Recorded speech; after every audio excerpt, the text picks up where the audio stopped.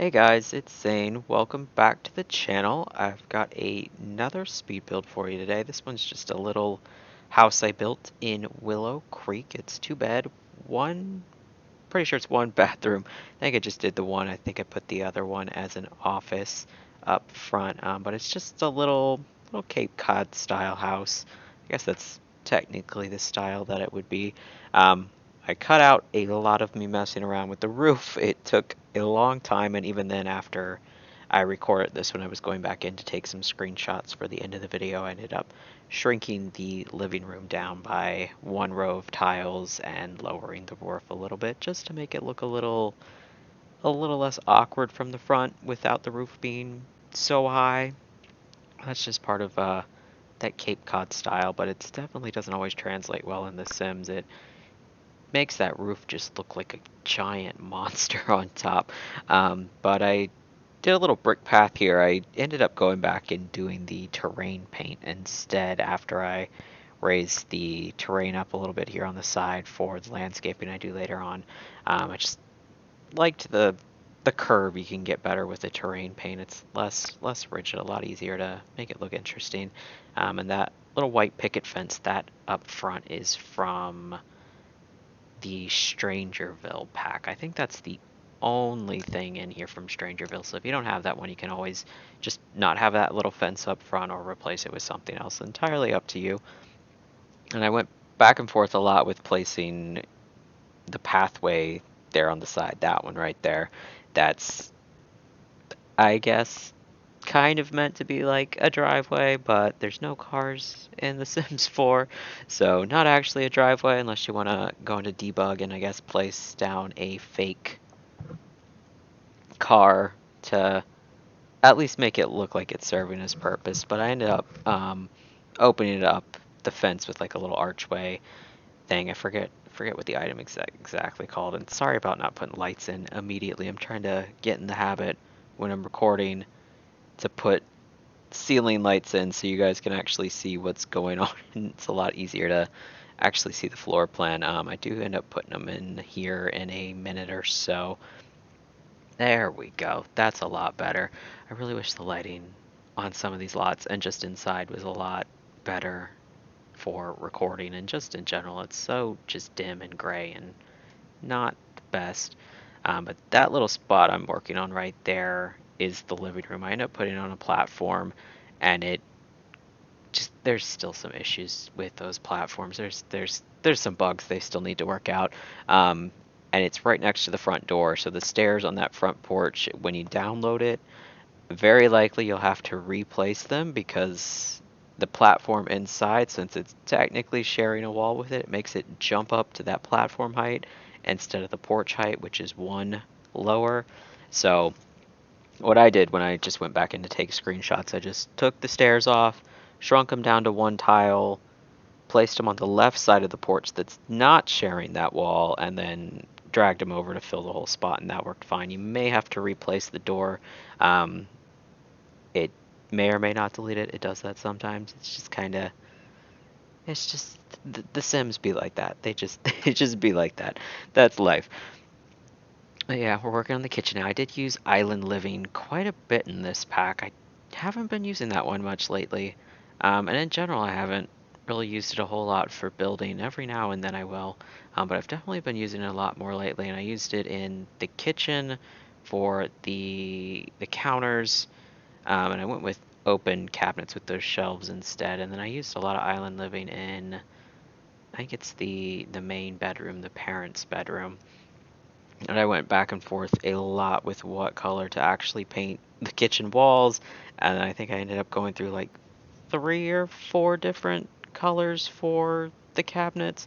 It's still the same cabinets, it's just I went through like a darker wood, and then I think I ended up settling on like the all black swatch if I remember right. But don't trust my memory. It's been a while since I built this one. It's been probably like 3 weeks, so I'm not entirely sure if that's what I ended up going with, but I'm pretty sure I went with very least it was dark counters. I don't remember if the cabinets underneath were that swatch that we're on now, or if I ended up going with the all black one. But I went back and forth so much with that backsplash and then with the curtains, and I just messed around a lot with the kitchen. Still not quite sure how I feel about it, but it was something a little different from what I normally do, and I was like, yeah, sure, let's branch out a little bit. We're already doing this little platform raised living room that I end up. It won't actually be in the video, but I do end up shrinking it down one tile when I go back, which was like 20 minutes ago, so I could go in and take some screenshots for the end of the video.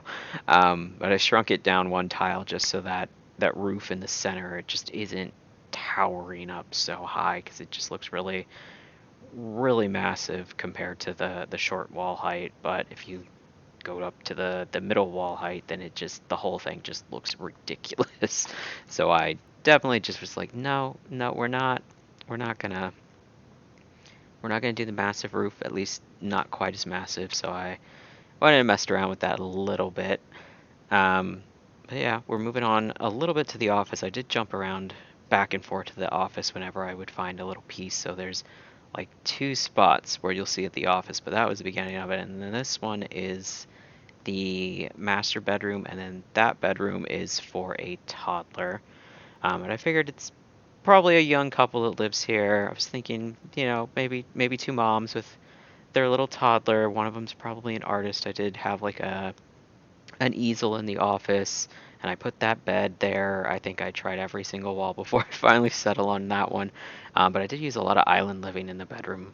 Like I said earlier, I just haven't been using it a lot in the past, but have been really feeling just that whole pack lately. Been really enjoying using it. And I used I think it's a base game wallpaper. It's the one with it's like the big leaves. Yeah, that one. I've been loving that swatch lately with the black and the white. I just think it looks really cool, and it goes really well with really well with the just the aesthetic and everything that I was trying to go through. I can't talk today. You know what? That's okay. It's 1 a.m. I don't need to talk well or properly at 1 a.m. Yeah, they put just a little mirror. I put like a couple of the little arts that just rest against the wall, little arts, little pictures, portraits, paintings, whatever you would like to call them, on the one side of the bed. I figured one of them's an artist. They've got more paintings than they have wall space for, so they just kind of sit there until she can figure out where she wants to put them, where anything is going, or maybe until she sells them or whoever maybe bought them picks them up or something like that. But this one I moved on to the toddler's room, and I went with orange and blue, which is not. I mean, orange is one of my favorite colors, but usually for like the kids' bedrooms, I go for more like a pastel kind of look, something a little lighter and brighter. But I don't know. I was just feeling like that blue and orange vibe that we end up going through here. But this kid has, honestly, I think this bedroom's just about the same size as the parents' room, so he has got quite a lot of space, a lot of growing space. He'll have so much room once he's a kid and then a teenager to, repaint the walls and decorate it with all sorts of, I don't know, band posters, music posters, whatever he ends up being into. Right now it's dinosaurs. Definitely into those dinosaurs. I love that little giant, well, it's not little to a toddler, it's pretty big, but that triceratops stuffed animal, I love that thing. It's so cute. It's my favorite of all of them, even though Blarfy is, it's pretty nice, pretty cheap option, especially if you're doing like a starter house. But yeah, that dinosaur, she's my favorite. She's adorable. She's got all the horns and that bright green color swatch. That is, yes, chef's kiss. My favorite color after orange. Both of those, green and orange, those are my favorites. A little purple too. But moving on to the bathroom, I didn't spend a lot of time on it. I usually don't spend a lot of time on bathrooms.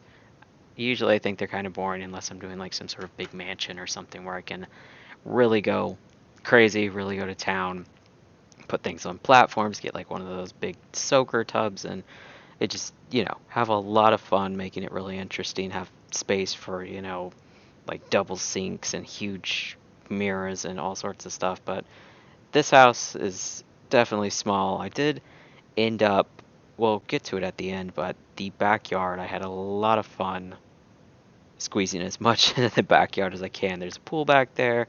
There's like a little deck with a grill and a little table with an umbrella you can sit at. And then I don't remember if I put a fire pit, but there's, some little outdoor sofas there, some lounge chairs at the pool, a little spot in the one corner if, you want to grow some vegetables in a little vegetable garden. There's a lot packed into that backyard, but it's totally worth it for all the stuff that you can do back there now. For this is what it looks like now. I did that wall that I've got the curtains on. I pulled that in one row, and then I shrunk down that octagonal. I think it's octagonal table. I shrunk it down one size so that it was a little smaller, so I could fit the sofas in to that smaller space, and then I moved the cabinets over a little bit, but we're off to the office. We're off to the races. This is her little office slash art studio. Nothing too fancy. I went with like a light green, just a soft vibe in there. Some candles on the windowsill. I love that you can place things on there even though they usually won't actually slot. You've got to, braise them up or use Alt to place them and all that. But I love that you actually can place stuff in there if you know the cheats and know the secrets and make the choice to shove stuff on there. I think it looks really nice. I love those windows. And the dining, I didn't really do a lot with dining. I think that took like 5 minutes maybe. And then for the open shelving, there's a lot of it. I put I guess they're like china plates that they're sort of like little display ones that I put, and I just tried to fill the cabinets up as much as I can. And there's those pesky stairs. I had to replace them. Yeah, but if you place it on the left like I just did there and drag it over to the right, then it'll stay at the right platform height instead of jumping up to that platform that's inside, which annoying, really annoying. But, I mean, we've got platforms now, which is great because there's a house that I started to build. I think it was over the summer. It was right after like lockdown and quarantine really started. It's based off of a mansion that's in the downtown area for where I went to college, which is Fredericksburg, Virginia, at the University of Mary Washington. They've got a couple different streets there that just have these massive mansions, and there's one that showed up on like Zillow that is, I think it was like $6 or $7 million, which is ridiculous. But it's like from the front, it's the ugliest thing I've ever seen. It's very basic. It's just like white brick, these weird towers, like 6 garages. It's the most basic, weird, bland thing I've ever seen. And then you see it from the backyard and you see like the aerial view, and it's just huge and crazy and really cool. And I tried to build it in The Sims because I really wanted to actually see if I could do it, but it had like a virtual tour on like one of the listings because I looked it up on a couple other sites, and it actually had a virtual tour where you could walk through it and see everything and go into all the places that they didn't actually take pictures of, but it just done a virtual tour of. And there were so many different platform heights and like the entrance and then into the kitchen, and I tried so hard to get it to work back in, I think it was like June or July, and I just gave up. But now I may actually return to that because we've got platforms now, so it might be doable. But the house is sold, so the virtual tour isn't actually online anymore, which is a little annoying, but I did do like the framework, the bare bones of the house, so that's all technically there. So I think I could probably do it. It'll probably take forever to furnish. I think the actual house is like 7 or 8 bedrooms or something ridiculous. And there's this massive backyard that's got, I don't even know what you would call it, but there's like these it's almost like an arched fence that goes all the way around. It's got arches in it so you can actually walk underneath of it, and I put like a roof on it in The Sims, and it's got this far corner that opens up, not in the game, but in real life, it opens up out onto like the little river that runs through downtown. And there's like a fishing dock and stuff back there. And then there's another spot that's like, I think it was like a sauna. And then another spot there was a grill. And then this massive pool. And it was just, the backyard on that house is incredible. And that was the main reason I wanted to build it, to see if I could actually get it to look anything like that part. But from the front, it is so boring. It's just a couple of weird looking towers and sort of like a Cape Cod style, but like the roof is just light gray. The entire house is just white. From the front, it just looks really, really boring. There's like no landscaping up front or anything, but then everywhere else in the house, and like the inside too, is just, they use so many bright colors, lots of like bright turquoise and like lime green and pink and even like a peachy orange color. It's the weirdest house I think I've ever seen in that downtown area, because a lot of them are like old brick homes. But we're coming up on the end here. I'm totally forgetting the build, but I do end up lowering the roof down a little bit after this, and I don't put the chimney because I figured, there's no fireplace in this house. But we're basically done. If you like the build, you can download it on the gallery. I am zavocado on there as well. If you like the video, leave a like, a comment, subscribe, any of those other quirky, weird YouTube things, and I will see you guys in the next one, alright? Bye, everyone.